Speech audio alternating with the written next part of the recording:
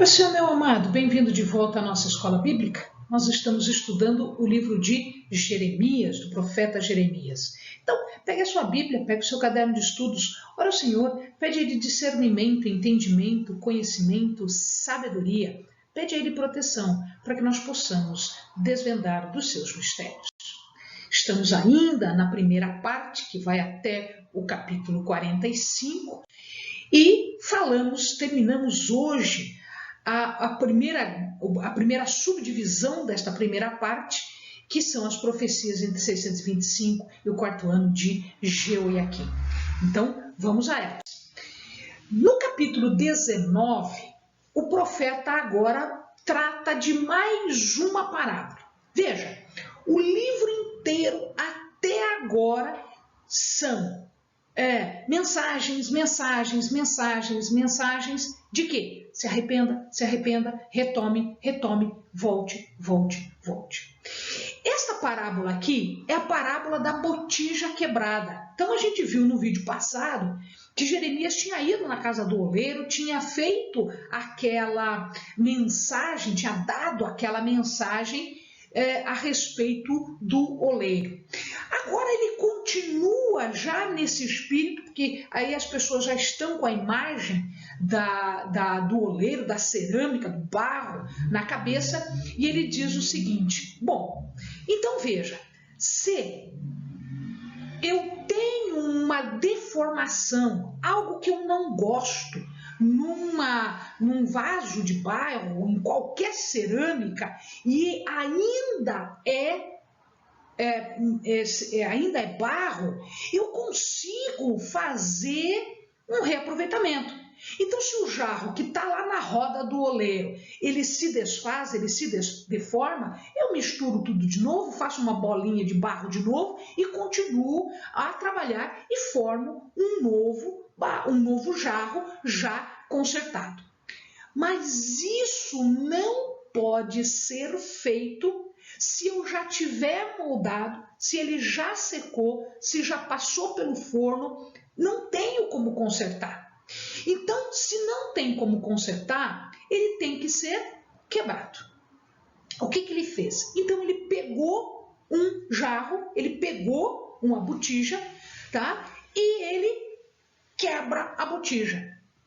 Quando ele quebra a botija, olha, nós vimos o significado anterior na roda do oleiro. Deus tem total controle sobre o barro, sobre a cerâmica. Ele molda como ele quer. Mas já saiu da roda, Eleni. Mas se já saiu da roda, então o que acontece é que agora existe uma única situação. Ele vai quebrar esta botija. Então o que ele fez? Ele foi lá na porta do oleiro, era uma porta que dava acesso ao vale do Inom, e ele simplesmente arremessa aquele jarro no chão, dizendo: é isso que Deus vai fazer com Jerusalém, com vocês, com o povo idólatra, com o jarro deformado. Então, este vale do Inom, ele é muito importante. Esse vale, ele ficava ao sul de Jerusalém. Num dos vídeos eu mostrei ali a localização desse vale, e ele era utilizado para adoração a um deus que era Moloque.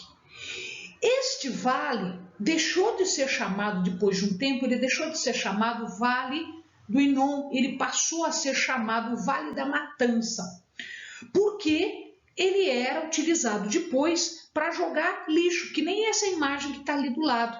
Botava fogo, queimava lixo, queimava o corpo dos criminosos, porque os criminosos não eram enterrados, os criminosos eram jogados de qualquer jeito e eles botavam fogo.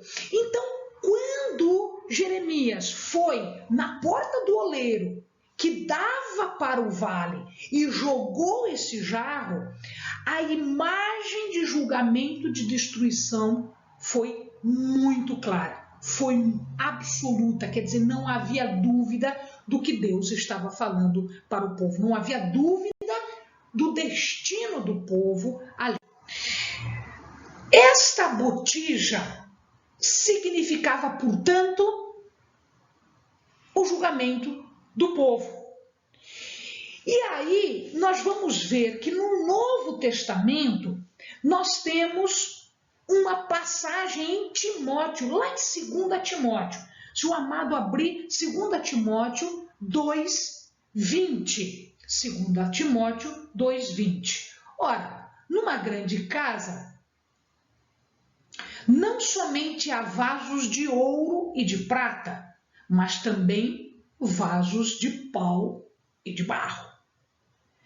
Uns para a honra, outros, porém, para a desonra.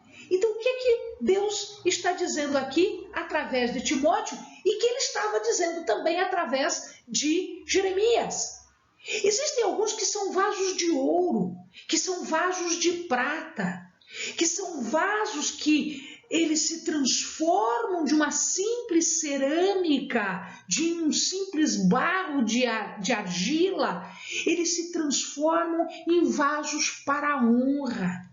São vasos que não se quebram facilmente, porque eles passaram pelo crisol, eles passaram pelo refino. Lhes foi tirado toda a sujeira, como Jeremias tinha dito anteriormente. Esses são vasos para a honra. Mas existem aqueles vasos de pau que vão para o fogo e se queimam, em vez de serem purificados. Existem vasos que são de barro, que se quebram, e estes serão quebrados, como Jeremias está dizendo. Ele fala do Tofete. Tofete é este lugar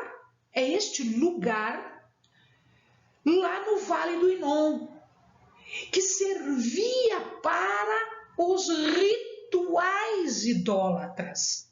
Então, este mesmo lugar que servia para os rituais idólatras, depois ele serviu para os cadáveres, para o lixo, depois no cerco de Jerusalém. Haviam tantos cadáveres, havia tanta perdição, que eles iriam ser levados para o Tofete, lá onde eles faziam idolatria. E aqui diz o Senhor, durante este cerco, não são só os cadáveres. Deus os entregaria ao canibalismo, porque a fome seria tanto que um comeria outro, que as mães comeriam os filhos. E isto é relatado, não só na Bíblia se fala isso, mas os historiadores falam isso. Eles falam que as pessoas se alimentavam ou dos seus filhos ou de outras pessoas que já tinham morrido. Elas, para sobreviver, elas comiam carne humana. Então, olha o terror, olha a catástrofe, olha a situação deste povo. Não é só o vaso, não é só Tofete, não é só as casas, também seriam os lugares, em todos os lugares que serviam para os rituais idólatras, também seriam destruídos. As casas seriam queimadas, seriam destruídas quando do cerco. Por quê? Porque ali sobre a laje das casas, no telhado das casas, que não era um telhado como hoje nós conhecemos com telhas, né? Não, ela era como se fosse uma laje. E ali eles faziam rituais idólatras, rituais para adoração das estrelas, de toda a hoste celestial, afrontando a Deus. Numa perversão imensa. Isto tudo seria destruído, isto tudo seria queimado, seria entregue para os que cercaram Jerusalém. E aí o povo gostou de nada disso. O capítulo 20, que termina essa primeira parte que nós estamos estudando, né, das profecias entre 625 e o quarto ano de Joaquim, né, quando termina isso tudo, o capítulo 20, ele fala aqui que Jeremias foi levado para o tronco. Que tronco é esse? A cabeça era presa, os braços eram presos e era uma situação bastante difícil, a pessoa ficava numa situação bastante desconfortável. E quem fez isso foi Passur. Passur, cuidado que tem várias pessoas com o nome de Passur. Este Passur era filho de Imer. Ele era presidente do templo. E quando Jeremias faz entrega esta mensagem, Passur se revolta e ele vai então agredir Jeremias. Ele bate em Jeremias, ele prende Jeremias no tronco e ele recebe 40 chibatadas, 40 chicotadas, que era a forma de punição. Então ele estava totalmente preso e ele agora seria açoitado. Se fosse por Passur, ele ficaria o tempo todo ali. Mas como as pessoas acharam que fosse demais, ele fez o tempo todo. Como as pessoas acharam que fosse demais, por medo, Passur solta Jeremias no dia seguinte. Tá? Pela reação de Passur, muitas pessoas acham, alguns estudiosos acham, que um dos falsos profetas era o próprio Passur. Por isso ele revoltado, né, de que Jeremias estava falando a verdade, ele também vai agir desta forma. Passur, então, recebe uma palavra, Jeremias lança uma palavra contra este Passur. E ele diz que o nome dele seria mudado. Ora, quando se muda o nome de uma pessoa, está se mudando o destino dessa pessoa. Era nisso que os hebreus criam, os judeus criam. Eles acreditavam que a mudança de nome mudava a natureza, o destino dessas pessoas. Então, ele diz assim, o Senhor não chama o teu nome Passur, mas Magor Mizabib. O que é Magor Mizabib? Magor Mizabib significa terror dos ímpios. Terror, porque ele seria conhecido de agora em diante como o terror. Porque aquilo que fosse acontecer com Magor iria acontecer com todos os ímpios. O terror que aconteceria ali, adiantado, exatamente porque ele puniu o profeta, ele tocou no profeta, ele tocou no ungido do Senhor, ele seria punido. E ele foi, efetivamente, ele foi punido. Né? O profeta, então, ele está insatisfeito com tudo aquilo. E de novo, nós já vimos que essa é acho que é a terceira vez que o profeta fala sobre a sua sorte. As profecias tinham que acontecer logo em seguida, porque senão o profeta não era considerado. O povo zombava de Jeremias, a gente já viu isso, porque o castigo estava demorando.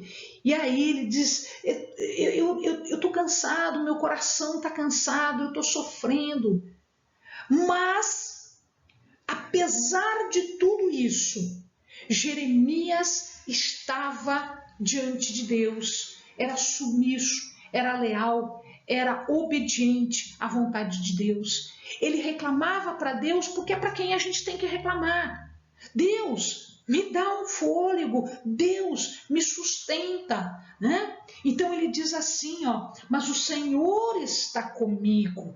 Olha, amados, O Senhor está comigo, o Senhor está contigo. Você está cansado de sofrer zombaria, afronta, porque você está no ministério, porque você está fazendo a vontade de Deus. E as pessoas não entendem isso porque elas são pecadoras, corrompidas, elas são idólatras.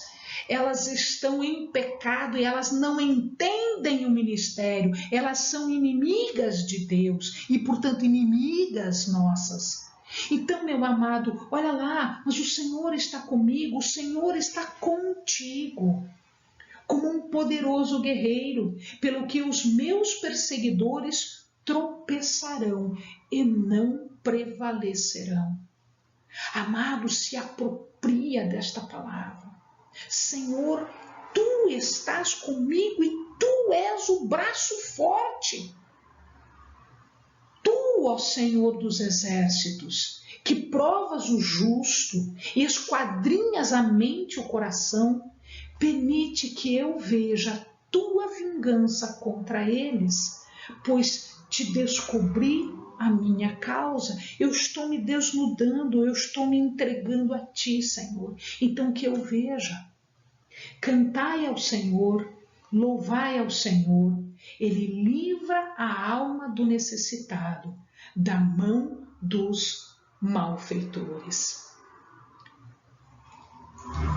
Nós, como Jeremias, podemos lamentar a nossa sorte, mas ainda devemos, como ele, sermos submissos, leais e obedientes até o último minuto, porque o Senhor há de permitir que nós vejamos o julgamento na vida deles. Amém, amados? Bons estudos.